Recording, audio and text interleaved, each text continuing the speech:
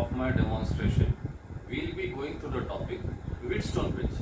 It is very important topic, so study this topic with a good concentration. So, as you are observing that I had already made a figure here.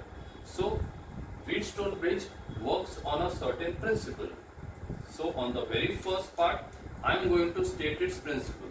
Its principle is a bit long, but if you will go through this figure, you will observe that the principle of Wheatstone bridge is only the description of this figure. So, starting with the principle, according to the principle of Wheatstone bridge, if you arrange four resistances P, Q, R and S in the form of bridge in such a way that a battery E and a one-way key K1 is connected between points A and C, a galvanometer and a tapping key is connected between points B and D. Then, on closing key K1 first and then key K2, if the galvanometer does not give any deflection, then the bridge is said to be balanced. And under balancing condition, we write P by Q is equals to R by S.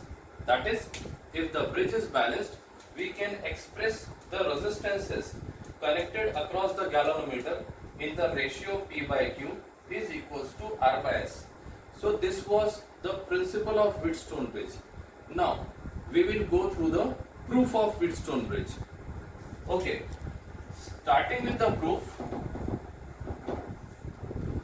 On the initial side, I will consider that a current I is just emerging from this battery E.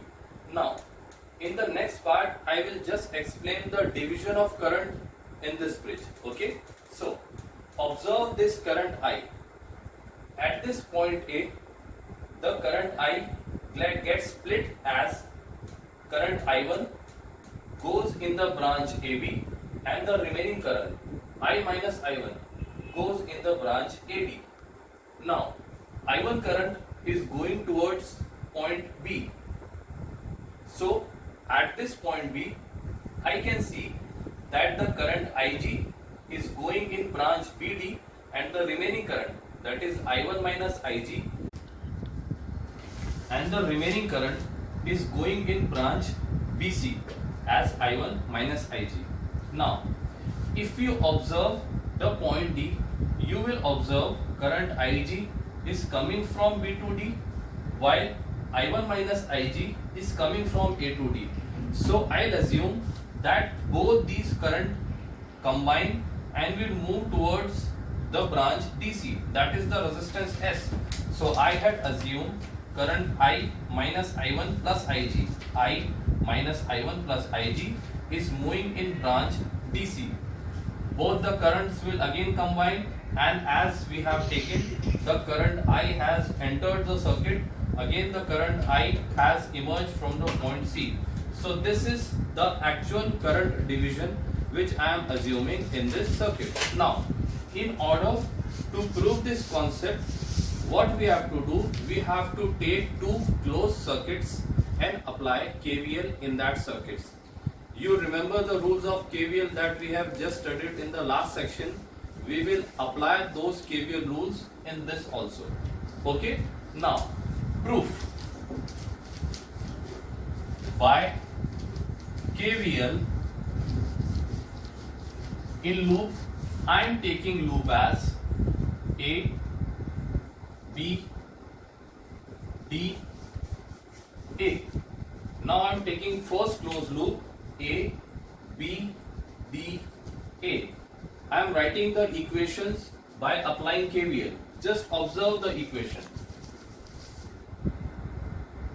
Starting from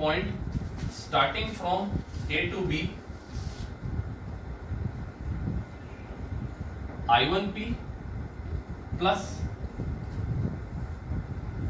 IG into G minus I minus I1 into R is equals to 0.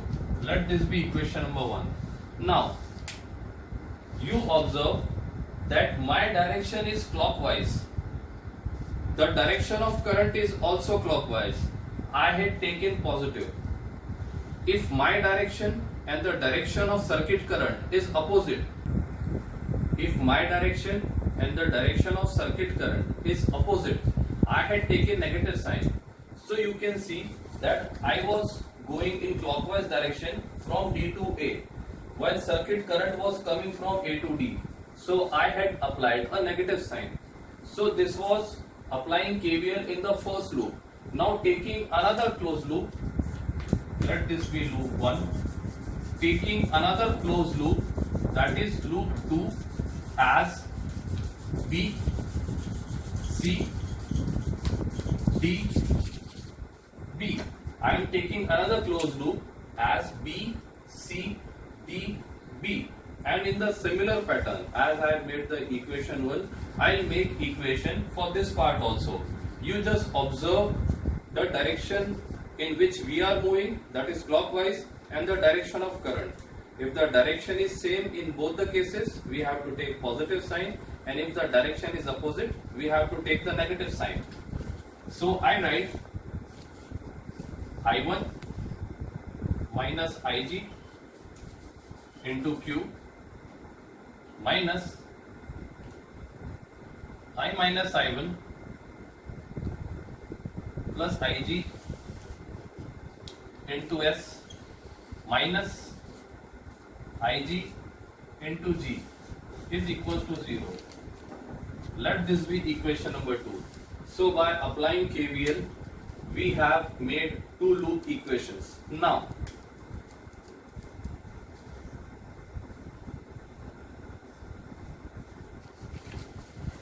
under balancing condition, as according to the principle, we have just said that under balancing condition, no current flows through this galvanometer. That is, Ig is equals to 0. Substituting the value of Ig 0 in equation number 1 and equation number 2, what I will get? I1P minus I minus I1 into R equals to 0, or I1P equals to I minus I1 into R. Let this be equation number 3. Similarly, substituting Iz equal to 0 in equation number 2 and simplifying, I get I1Q is equals to Ig will be 0 here, Ig will be 0 here, Ig will be 0. So this whole part becomes 0. I minus I1 into S. Equation number 4. So by substituting Ig equals to 0 in equation 1 and equation 2, we have got equation 3 and equation 4. Now dividing both this equation,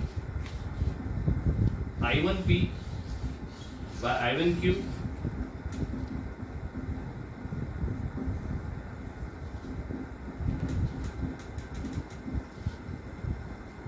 gets cancelled. We get our desired result, that is P by Q is equals to R by S, which was to be proved. Hence, this was all about the principle, explanation and proof of a Wheatstone bridge principle. I hope you have understood this well. Thank you.